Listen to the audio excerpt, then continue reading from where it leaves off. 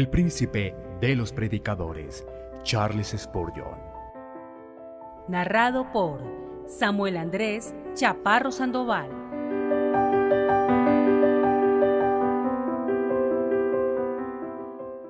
La justificación por gracia. Sermón predicado la mañana del domingo 5 de abril 1857 por Charles Haddon Spurgeon en el Music Hall, Surrey Gardens, Londres. Siendo justificados gratuitamente por su gracia mediante la redención que es en Cristo Jesús. Romanos capítulo 3, versículo 24. El monte del consuelo es el monte del Calvario. La casa de consolación está construida con la madera de la cruz. El templo celestial tiene su fundamento sobre la roca hendida por la lanza que traspasó su costado. Ninguna escena de la historia sagrada alegra jamás el alma como la escena del Calvario. No es extraño que la hora más oscura que alguna vez amaneció en la tierra pecaminosa toque el corazón con un poder más suave para consolarlo que la alegría de un ángel. Que mire mejor a la cruz el ojo que lamenta, que al lugar donde las estrellas de Belén brillan. En ninguna otra parte puede el alma encontrar consuelo jamás, sino en ese lugar donde la miseria reinó, donde la aflicción triunfó y donde la agonía alcanzó su clímax. Allí la gracia ha excavado una fuente que siempre fluye con aguas puras como el cristal, y cada gota es capaz de aliviar los dolores y las agonías de la humanidad. Ustedes han tenido sus épocas de dolor, mis hermanos y hermanas en Cristo Jesús, y ustedes confesarán que no fue en el monte de los olivos donde encontraron consuelo, ni tampoco en el monte Sinaí, sino en el Tabor, más bien el Getsemaní, Gábata y el Gólgota han sido los instrumentos de consuelo para ustedes. Las hierbas amargas del Getsemaní con frecuencia han quitado las amarguras de sus vidas. El flagelo de Gábata a menudo ha ahuyentado con el látigo sus preocupaciones, y los gemidos del Calvario han hecho huir a todos los otros gemidos. Entonces esta mañana tenemos un tema que confío será el instrumento de consuelo de los santos de Dios, viendo que surge en la cruz y a partir de allí corre en un arroyuelo rico en bendiciones perennes para todos los creyentes. Observen que tenemos en nuestro texto, primero que nada, la redención de Cristo Jesús. En segundo lugar, la justificación de los pecadores que fluye de esa redención. Y luego, en tercer lugar, la manera de dar esta justificación gratuitamente por su gracia. Entonces, primero, tenemos la redención que es en o por Cristo Jesús. La figura de la redención es muy sencilla y ha sido utilizada con mucha frecuencia en la Escritura. Cuando un prisionero ha sido capturado y sometido a esclavitud por algún poder bárbaro, ha sido usual antes de que pueda ser liberado que se pague un precio de rescate. Ahora nosotros, como estamos inclinados a la culpabilidad por la caída de Adán y somos por tanto virtualmente culpables, fuimos entregados a la venganza de la ley por el irreprochable juicio de Dios. Fuimos entregados en manos de la justicia. La justicia nos reclamó como sus esclavos para siempre, a menos que pudiéramos pagar un rescate mediante el cual nuestras almas pudieran ser redimidas.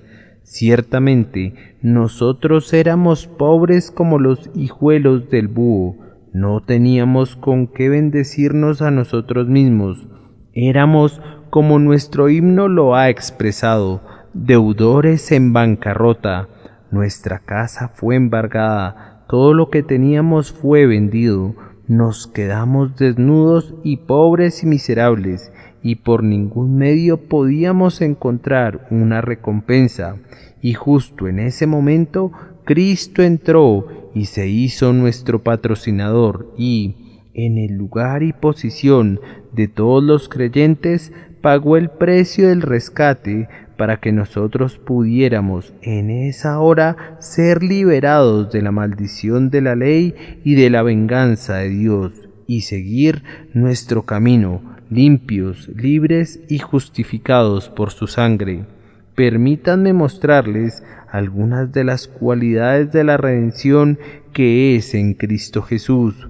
Ustedes recordarán a la multitud que Él ha redimido, no solamente yo, ni solamente tú, sino una gran multitud, la cual nadie podía contar, que excederá en número a las estrellas del cielo, que no pueden ser contadas por los mortales. Cristo ha comprado para sí algunos de cada reino y de cada nación y lengua bajo el cielo. Él ha redimido entre los hombres a algunos de cada rango, desde el más elevado hasta el más bajo, a algunos de cada color, a algunos de cada posición en la sociedad, a los mejores y a los peores.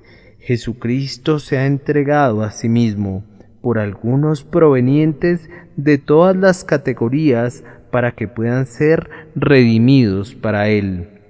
Ahora, en relación a este rescate, tenemos que observar que se pagó todo, y todo fue pagado de una vez.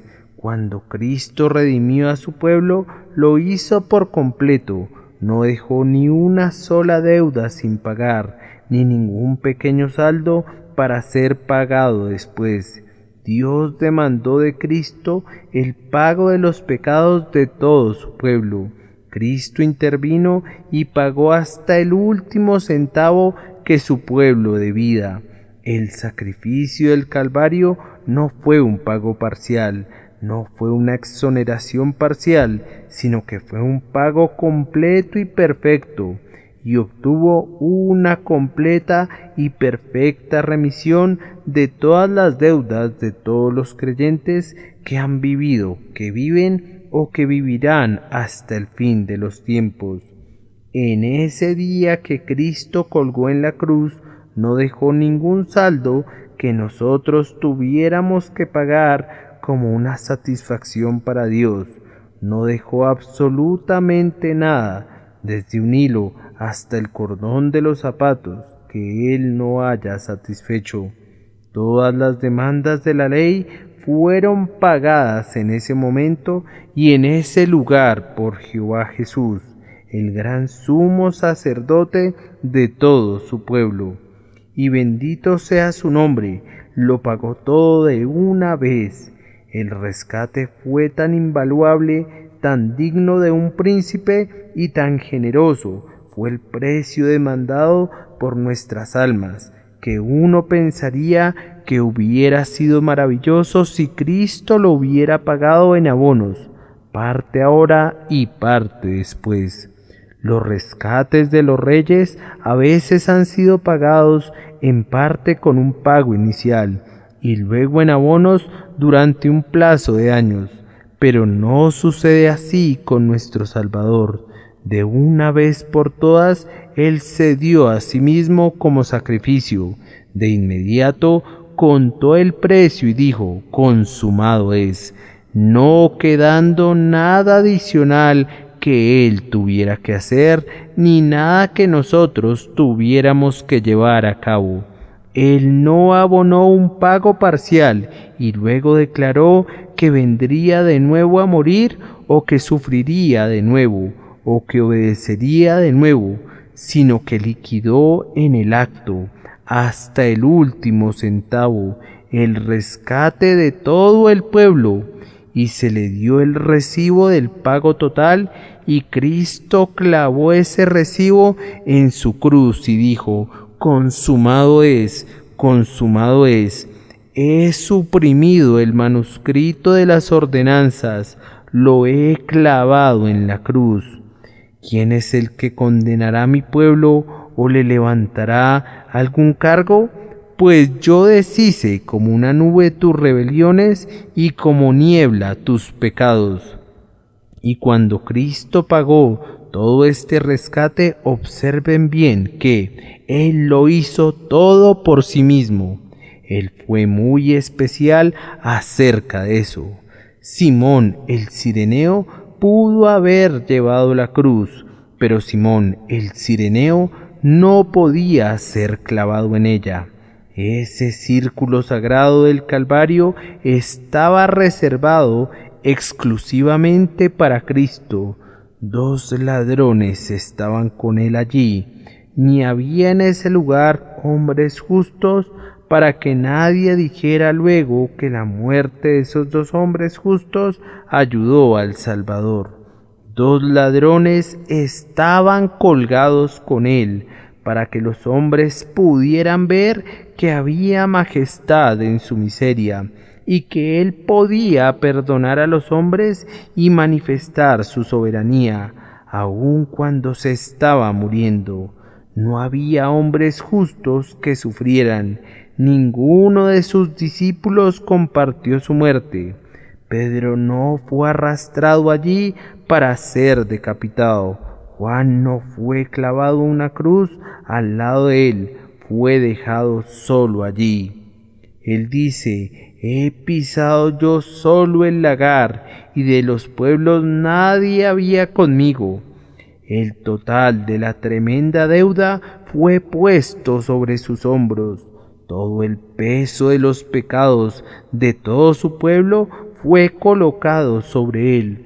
Una vez pareció tambalearse bajo ese peso. Padre mío, si es posible. Pero luego se puso firme. Pero no se haga mi voluntad, sino la tuya.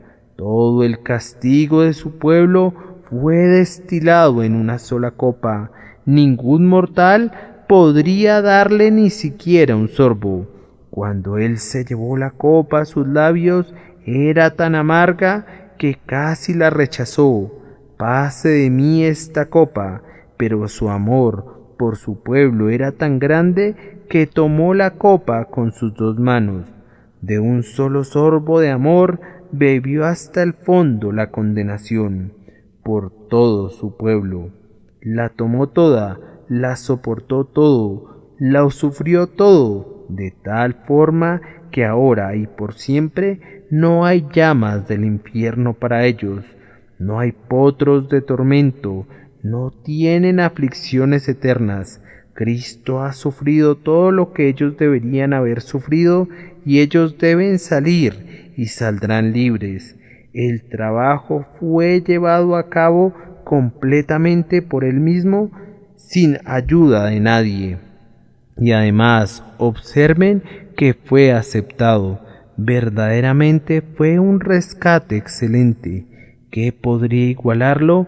Un alma que está muy triste hasta la muerte, un cuerpo desgarrado por la tortura, una muerte del tipo más inhumano y una agonía de tal carácter que la lengua no puede mencionar ni la mente de un hombre puede imaginar su horror.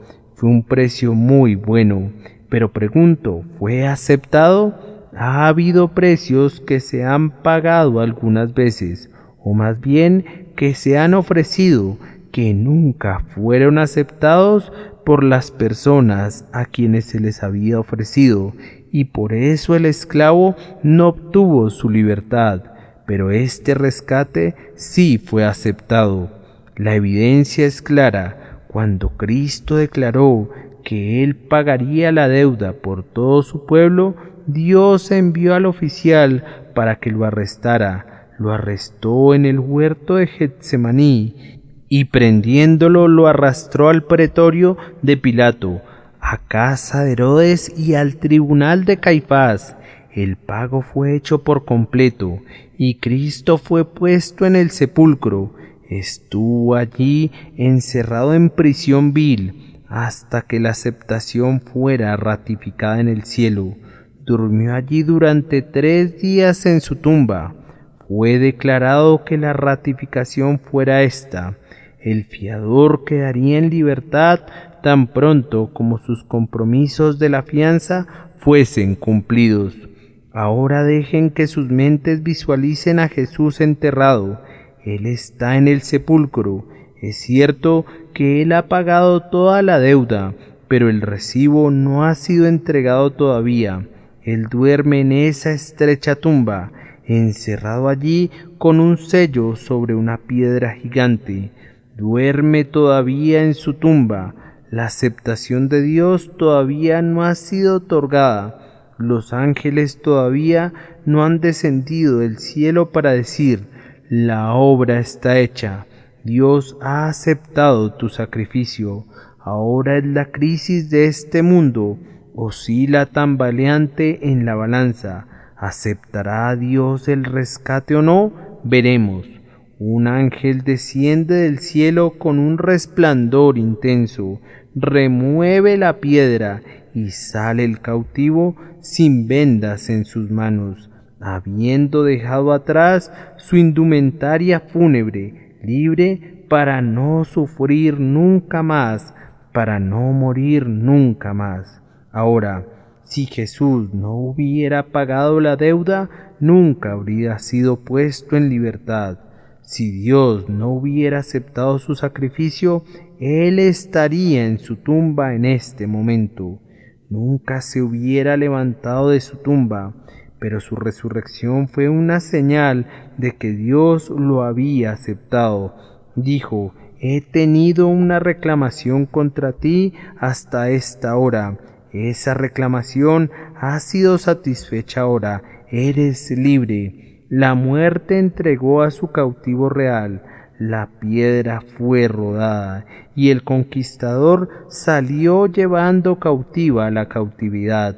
Y además, Dios dio una segunda prueba de aceptación, pues llevó al cielo a su unigénito Hijo y lo sentó a su diestra, muy por encima de los principados y potestades, y por medio de eso quiso decirle: siéntate en el trono, pues has hecho la obra poderosa. Todas tus obras y todas tus miserias son aceptadas como el rescate de los hombres. Oh, amados míos, piensen que esa escena tan maravillosa debe haber sido cuando Cristo ascendió a la gloria. ¡Qué noble certificado de la aceptación de su Padre! ¿No les parece contemplar la escena en la tierra? Es muy simple. Unos cuantos discípulos están sobre una colina y Cristo comienza a ascender con un movimiento lento y solemne, como si un ángel lo impulsara con suavidad gradualmente, como niebla o vapor que se levanta de un lago hasta los cielos. ¿Pueden imaginar lo que sucedía ya a lo lejos? ¿Pueden concebir por un momento cómo, cuando el poderoso conquistador entró por las puertas del cielo, los ángeles lo recibieron? Trajeron su carroza de lo alto para transportarlo a su trono. Batieron sus triunfantes alas y exclamaron: la obra grandiosa ya está hecha. ¿Pueden imaginar cómo resonaban los aplausos cuando Él entró por las puertas del cielo? ¿Pueden concebir cómo se empujaban unos a otros para ver cómo se aproximaba Él, vencedor y sangrante de la batalla?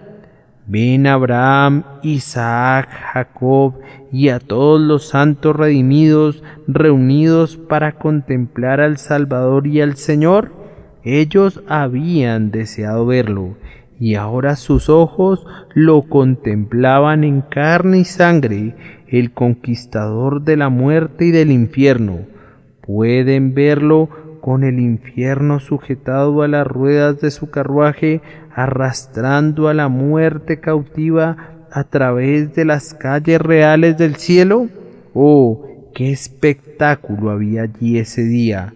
Ningún guerrero romano obtuvo jamás un triunfo así. Nadie vio jamás un espectáculo tan majestuoso. La pompa de todo el universo, la realeza de la creación entera, los querubines y los serafines y todos los poderes creados se maravillaron ante esa escena, y Dios mismo, el Eterno, coronó todo cuando, estrechando a su Hijo contra su pecho, dijo: bien hecho, has finalizado la obra que te encomendé, quédate para siempre mi amado. Pero él nunca habría tenido ese triunfo si no hubiera pagado toda la deuda, a menos que su padre hubiera aceptado el precio de rescate. El rescatador nunca hubiera sido honrado de tal manera, pero debido a que fue aceptado, por eso él triunfó así. Suficiente, entonces, en lo que concierne al rescate. Y ahora, con la ayuda del Espíritu de Dios, voy a referirme al efecto del rescate. Siendo justificados gratuitamente por su gracia mediante la redención. Ahora, ¿cuál es el significado de justificación? Los teólogos los confundirán si les preguntan. Voy a hacer mi mejor esfuerzo para explicar la justificación de manera sencilla y simple, para que me entienda inclusive un niño. No hay tal cosa como una justificación que pueda ser obtenida en la tierra por los hombres, excepto de una sola manera. La justificación, ustedes saben, es un término forense, siempre es empleado en un sentido legal. Un prisionero es traído al tribunal de justicia para ser juzgado. Solo hay una forma en que ese prisionero puede ser justificado.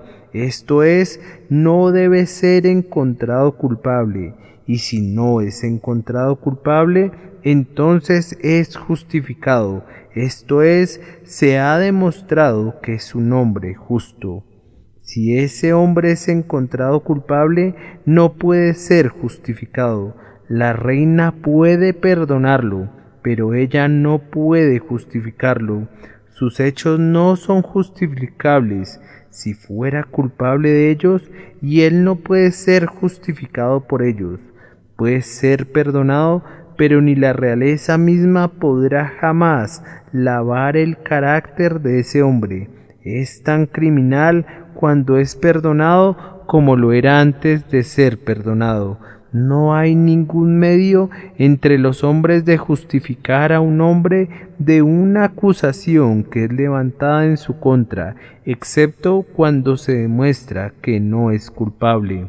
Ahora, la maravilla de maravillas es que se ha demostrado que somos culpables y sin embargo somos justificados. Se ha leído el veredicto en contra nuestra de culpables, y sin embargo, a pesar de ello, somos justificados.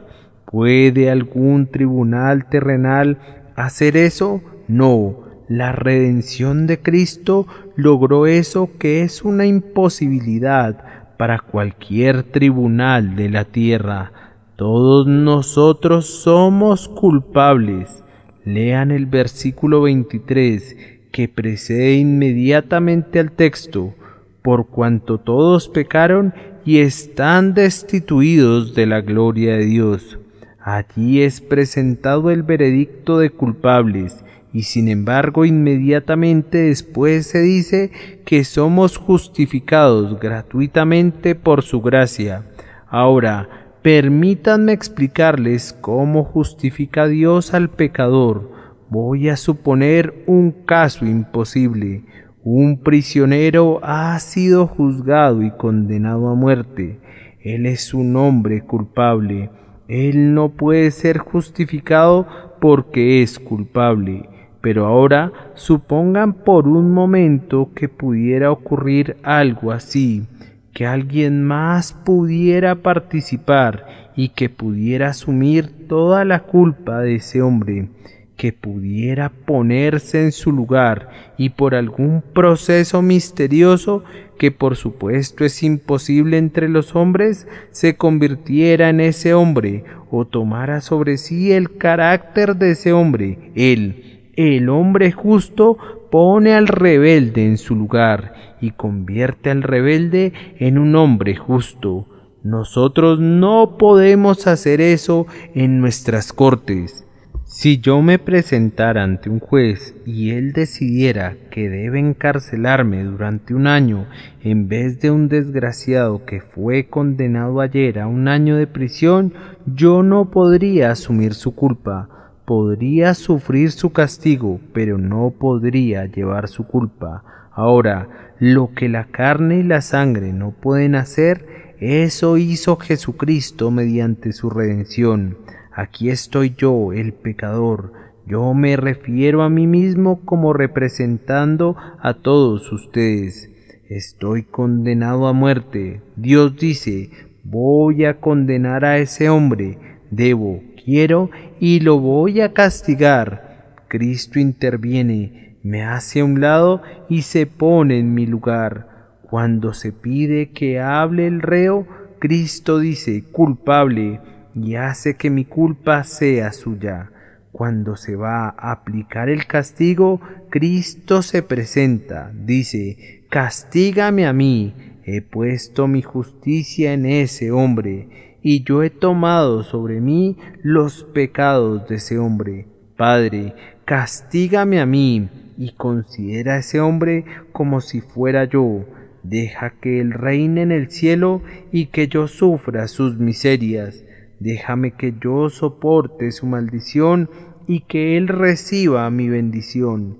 Esta maravillosa doctrina del intercambio de lugares en Cristo y los pobres pecadores es una doctrina de revelación, pues no habría podido ser concebida por la naturaleza humana. Permítanme que lo explique de nuevo, no sea que no quedó muy claro. La forma en que Dios salva a un pecador no es, como dicen algunos, ignorando el castigo. No, el castigo ha sido cumplido por completo. Es colocando a otra persona en lugar del rebelde. El rebelde debe morir. Dios dice que debe morir. Cristo dice, yo seré el sustituto del rebelde. El rebelde tomará mi lugar y yo tomaré el suyo. Dios consiente a esto. Ningún monarca de la tierra tendría poder para dar su consentimiento a un cambio así, pero el Dios del cielo tenía el derecho de hacer lo que él quisiera. En su infinita misericordia dio su beneplácito al arreglo. Hijo de mi amor, dijo, debes colocarte en el lugar del pecador. Debes sufrir lo que correspondía sufrir a él. Debes ser considerado culpable, tanto como él fue considerado culpable. Y después voy a ver al pecador bajo otra luz. Lo veré como si fuera Cristo. Lo aceptaré como si fuera mi unigénito Hijo, lleno de gracia y de verdad. Le daré una corona en el cielo y lo llevaré en mi corazón por toda la eternidad. Esta es la forma en que somos salvados, siendo justificados gratuitamente por su gracia mediante la redención que es en Cristo Jesús. Y ahora proseguimos a explicar algunas de las características de esta justificación. En el momento en que un pecador arrepentido es justificado, recuerden, él es justificado en relación a todos sus pecados. He aquí un hombre plenamente culpable. En el instante en que cree en Cristo, recibe su perdón de inmediato, y sus pecados ya no son más suyos, son arrojados a las profundidades del mar. Fueron puestos sobre los hombros de Cristo y han desaparecido. Ahora es un hombre justo a los ojos de Dios y acepto en el amado. ¿Cómo? Dicen, ¿quieres decir eso literalmente? Así es, en defecto. Esa es la doctrina de la justificación por la fe. El hombre deja de ser considerado por la justicia divina como un ser culpable. En el instante en el que cree en Cristo, toda su culpa es quitada. pero voy un paso más allá. En el momento que el hombre cree en Cristo, deja de ser considerado culpable desde la perspectiva de Dios.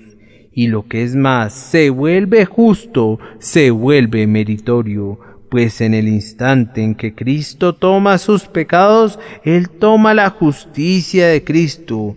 Así que cuando Dios mira al pecador, que solo una hora antes estaba muerto en pecados, ahora lo contempla con tanto amor y afecto como siempre miró a su Hijo.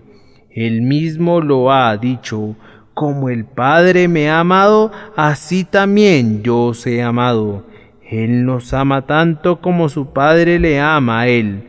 ¿Pueden creer en una doctrina como esa? ¿No sobrepasa todo pensamiento? Pues bien, es una doctrina del Espíritu Santo, la doctrina mediante la cual debemos esperar ser salvados. ¿Podría yo ilustrar mejor este pensamiento para cualquier persona no instruida? Les voy a decir la parábola que encontramos en los profetas, la parábola de Josué, el sumo sacerdote. Josué entra vestido con ropas inmundas. Esas ropas inmundas representan sus pecados. Quítenle esas ropas inmundas. Ese es el perdón. Pongan una mitra en su cabeza. Vístanlo con ropajes reales. Háganlo rico y apreciable. Eso es la justificación. Pero, ¿de dónde salen estas ropas y a dónde van a parar esos harapos? Los harapos que Josué vestía pasan a Cristo, y con las vestiduras de Cristo se viste Josué. El pecador y Cristo hacen exactamente lo que hicieron Jonatán y David. Jonatán dio su ropa a David, y David dio a Jonatán sus vestidos. Así también Cristo toma nuestros pecados, y nosotros tomamos la justicia de Cristo, y por medio de esta gloriosa sustitución e intercambio de lugares, los pecadores son liberados y son justificados por su gracia. Pero, dice alguien, nadie es justificado así, sino hasta que se muera. Créanme, lo es. El instante en que un pecador cree y confía en su Dios crucificado, recibe de inmediato su perdón, salvación plena mediante su sangre. Si aquel joven por allá ha creído verdaderamente en Cristo hoy, habiéndose dado cuenta mediante una experiencia espiritual de lo que yo he intentado describir, está tan justificado ahora a los ojos de Dios como lo estará cuando esté ante el trono. Los espíritus gloriosos no son más aceptables a Dios en el cielo que el pobre hombre aquí en la tierra que ha sido justificado una vez por la gracia. Es una perfecta purificación, es un perfecto perdón, una perfecta imputación. Somos plenamente, libremente y totalmente aceptados por Cristo nuestro Señor. Solo una palabra más sobre esto y dejaré el tema de la justificación. Quienes han sido justificados una vez son justificados irreversiblemente. Tan pronto un pecador ocupa el lugar de Cristo y Cristo toma el lugar del pecador, no hay temor de un segundo cambio. Si Jesús ha pagado la deuda una vez, la deuda está saldada y nunca más será presentada al cobro. Si son perdonados de una vez y para siempre. Dios no otorga al pecador su libre perdón firmado de su puño y letra para retractarse más tarde y castigarle. Está lejos Dios de proceder de esta manera. Él dice: he castigado a Cristo, tú puedes irte libremente. Después de esto, nos gloriamos en la esperanza de la gloria de Dios. porque, justificados, pues por la fe, tenemos paz para con Dios por medio de nuestro Señor Jesucristo. Oigo que alguien exclama: esa es una doctrina extraordinaria. Bien, alguien puede pensar así, pero déjenme decirles que es una doctrina que profesan todas las iglesias protestantes, aunque no la prediquen. Es la doctrina de la Iglesia Anglicana, es la doctrina de Lutero, es la doctrina de la Iglesia Presbiteriana, es visiblemente la doctrina de todas las iglesias cristianas. Y si resulta extraña a los oídos de ustedes, es porque no están acostumbrados a oír, y no porque la doctrina sea extraña. Es doctrina de la Santa Escritura, que nadie puede condenar a quien Dios justifica, y nadie puede acusar a aquellos por los que Cristo ha muerto, pues están completamente liberados del pecado. Así que, como dice uno de los profetas, Dios no ha notado iniquidad en Jacob, ni ha visto perversidad en Israel. En el mismo instante en que ellos creen, sus pecados son imputados a Cristo, dejan de ser suyos, y la justicia de Cristo les es imputada y contada como suya, de manera que son aceptados. Y ahora voy a terminar con un tercer punto, el cual espero exponer brevemente y con mucho denuedo: la forma de otorgar esta justificación.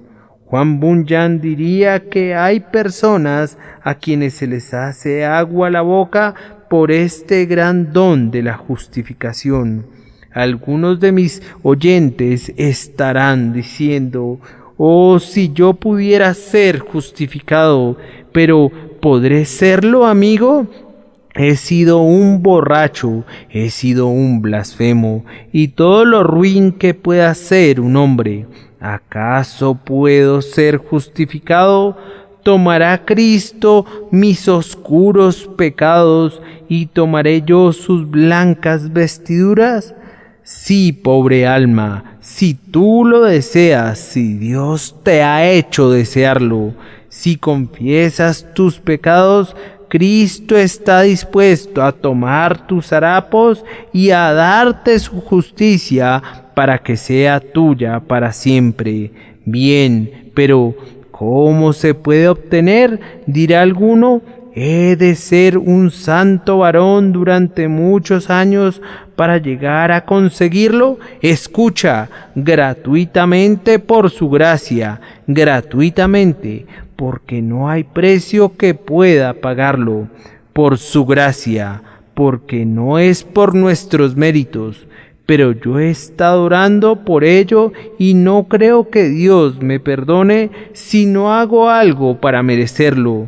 Te digo, amigo, que si traes alguno de tus méritos, jamás serás perdonado. Dios otorga su justificación gratuitamente, y si tú traes algo para pagarla, te lo tirará a la cara y no te dará su justicia. Él la otorga gratuitamente. El viejo Rowland Hill fue cierta vez a predicar a una feria. Observó cómo los comerciantes vendían sus mercancías en subasta pública. Entonces Rowland dijo: yo también voy a hacer una subasta en la que venderé vino y leche sin dinero y sin precio. Mis amigos allí, dijo, se esfuerzan porque ustedes pueden llegarles sus precios.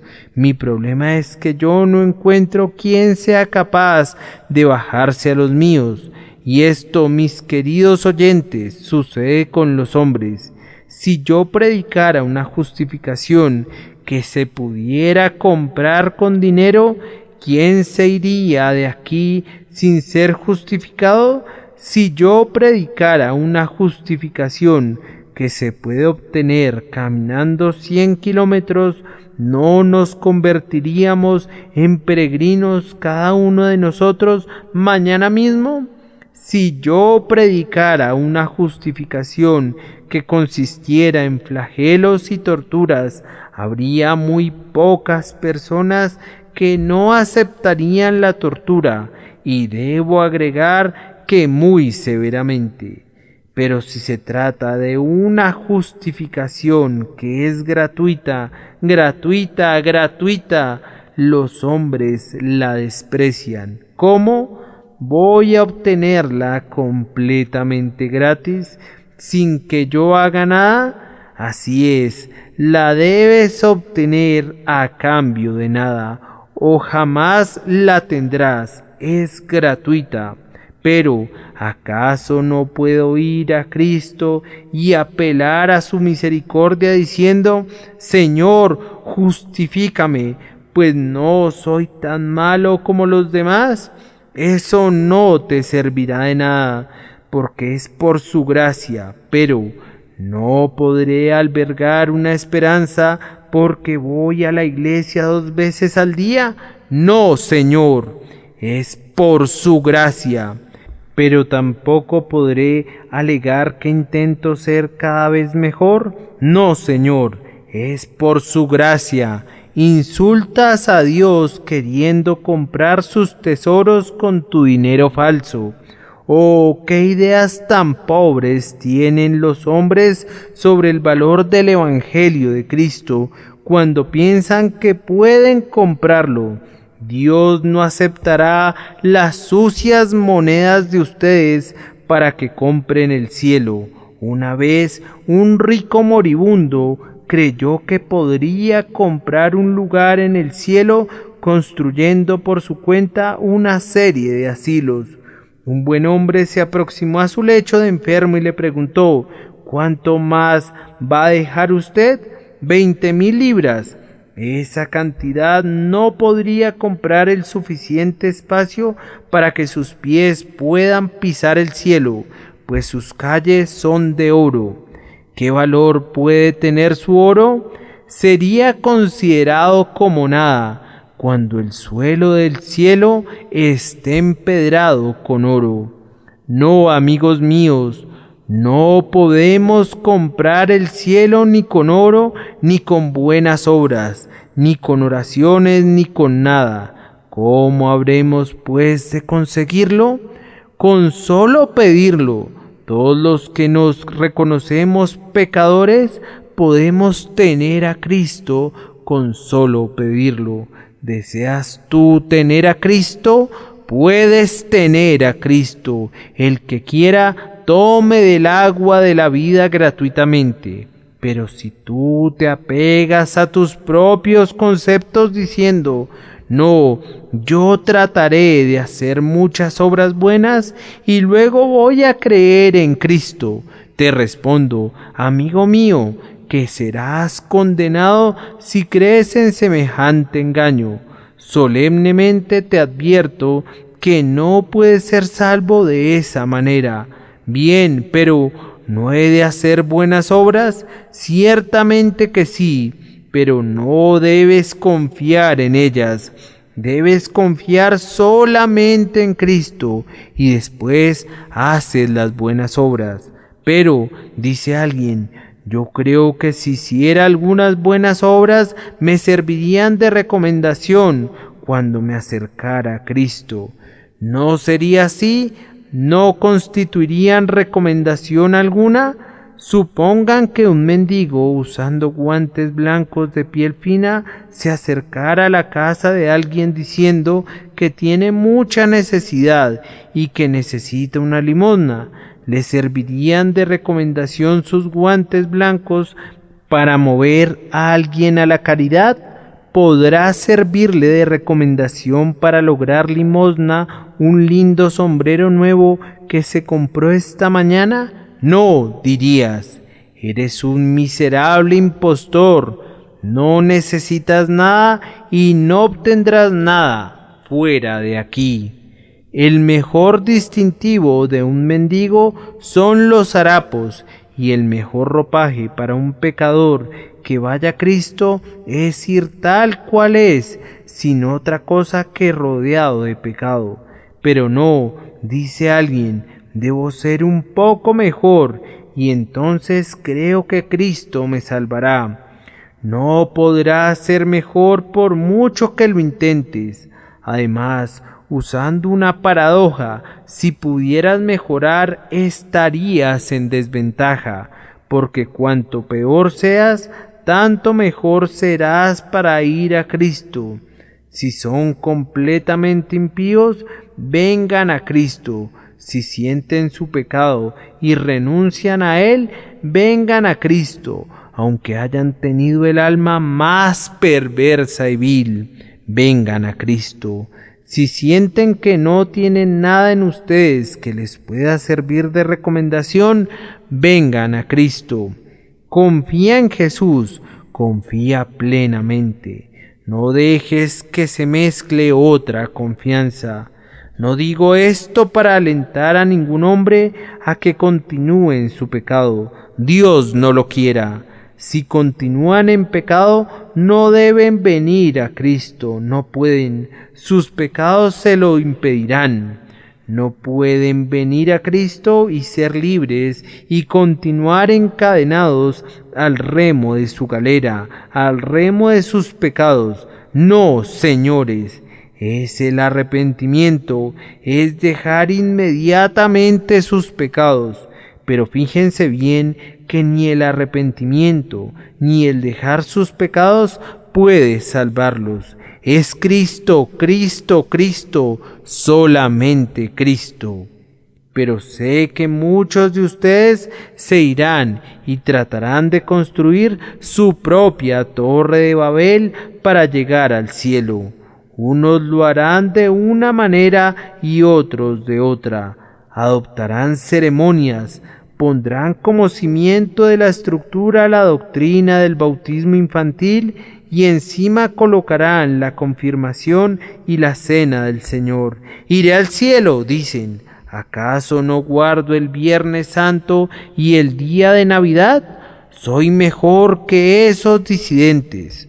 Soy una persona sumamente extraordinaria. ¿Acaso no oro más que cualquiera? Estarás largo tiempo empujando esa rueda de molino sin que consigas avanzar una pulgada. ¿No es este el camino para llegar a las estrellas? Alguien dice, iré y estudiaré la Biblia y creeré en la sana doctrina, y no dudo que creyéndola seré salvo. En verdad que no lo serás. No serás más salvo por creer en la verdadera doctrina que por hacer buenas obras. Vaya, dirá otro, eso me gusta, creeré en Cristo y viviré como mejor me plazca. En verdad que no serás salvo, porque si crees en Cristo, Él no te dejará vivir como le plazca a tu carne. Por medio del Espíritu te constreñirá a mortificar tus inclinaciones y concupiscencias. Si te concede la gracia de que creas, también te dará después la gracia de vivir una vida santa. Si te da la fe, te dará después buenas obras. No puedes creer en Cristo a menos que renuncies a cada pecado y decidas servirle con pleno propósito de corazón. Por último, creo oír a un pecador que dice, ¿acaso es esa la única puerta y puedo aventurarme a pasar por ella? Entonces lo haré, pero no lo comprendo muy bien. Soy como el pobre Tiff en ese libro tan notable titulado Dredd. Hablan mucho acerca de una puerta, pero yo no veo esa puerta. Hablan mucho sobre un camino, pero no puedo verlo, porque si el pobre Tiff pudiera ver el camino, saldría por él con aquellos niños. Hablan de combates, pero no veo que nadie luche, de otro modo yo también combatiría. Permítanme que se los explique, pues encuentro en la Biblia palabra fiel y digna de ser recibida de todos, que Cristo Jesús vino al mundo para salvar a los pecadores. ¿Qué otra cosa pueden hacer sino creer en esto y confiar en Él? Nunca serán defraudados con una fe como esta. Les voy a poner otro ejemplo que he utilizado cientos de veces, pero que volveré a utilizar por no poder encontrar otro mejor. La fe es algo parecido a esto. Es una historia que se cuenta de un capitán de barco de guerra, cuyo hijo, un muchacho joven, era muy aficionado a subir por el cordaje del buque. Una vez, persiguiendo un mono, subió hasta el mástil para alcanzar el verterlo mayor, y como ustedes saben, el verterlo mayor es como una gran mesa redonda puesta sobre el mástil. Así que, cuando el joven estuvo allí, tenía espacio suficiente, pero la dificultad estaba, usando la mejor explicación que puedo, en que no podía alcanzar el mástil que estaba debajo de esa plataforma, pues su estatura no le permitía descolgarse por el verterlo, alcanzar el mástil y bajar. Allí estaba en esa plancha de madera. Se las había arreglado para llegar allí de alguna manera u otra, pero le era imposible bajar. Su padre se dio cuenta y quedó horrorizado. ¿Qué debía hacer? En unos instantes su hijo caería y quedaría destrozado. Estaba aferrado a la plataforma con todas sus fuerzas, pero en pocos segundos caería sobre la cubierta, convirtiéndose en una masa informe. El capitán pidió un megáfono y llevándoselo a la boca gritó: «Muchacho, la próxima vez que el barco se incline lo suficiente, lánzate al mar». Era en verdad su única salvación. Podría ser rescatado del agua, pero jamás se salvaría si caía sobre la cubierta. El pobre muchacho miró al mar. La altura era impresionante. No podía soportar la idea de arrojarse a la corriente que rugía allá abajo. Le pareció brava y peligrosa. ¿Cómo podría lanzarse a ella? Y así se aferró con todas sus fuerzas a la plataforma, aunque no había duda que pronto se soltaría y perecería. El padre pidió una pistola y apuntando al muchacho dijo: «Muchacho, la próxima vez que el barco se inclina, lánzate al mar, o si no te disparo». El chico sabía que su padre cumplía su palabra, y así, cuando el barco se inclinó hacia un costado, se lanzó al mar. Los robustos brazos de los marineros fueron tras él y lo rescataron, subiéndole a cubierta. Como aquel joven, nosotros nos encontramos por naturaleza en una posición de peligro extremo, del cual ni ustedes ni yo tenemos la menor posibilidad de escapar por nosotros mismos. Desafortunadamente, tenemos algunas buenas obras propias a las que, como aquella plataforma, nos aferramos de forma tan entrañable que no las soltaremos nunca. Cristo sabe que, si no las soltamos, terminaremos hechos pedazos, pues esa confianza putrefacta nos destruirá. Y por eso dice: «Pecador, abandona esa confianza en tus propias obras y arrójate en el mar de mi amor». Nosotros miramos hacia abajo diciendo: ¿podré ser salvo confiando en Dios? Parece como si estuvieras disgustado conmigo y no podría confiar en Él. Ah, ¿no te persuadirá el tierno grito de la misericordia? El que creyere será salvo. ¿Acaso es necesario que te apunte con el arma de la destrucción? El que no creyere será condenado. Ahora te encuentras en la misma posición que aquel joven. Te hallas en una situación que encierra un peligro inminente y despreciar el consejo del Padre es motivo de la más terrible alarma y hace que tu peligro se agrave. Debes hacerlo o de otro modo morirás. Deja de aferrarte. La fe consiste en que un pecador se suelte de su asidero y se deje caer, y así es salvado. Y aquello que parecía ser su destrucción es el medio de su salvación.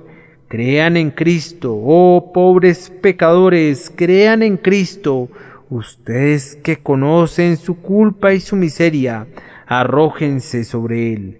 Vengan y confíen en mi Señor, y como Él vive, ante quien estoy, nunca confiarán en Él en vano, sino que serán perdonados y proseguirán su camino gozándose en Cristo Jesús.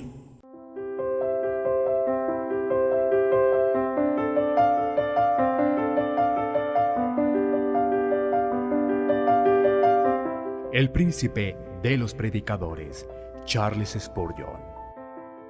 Narrado por Samuel Andrés Chaparro Sandoval.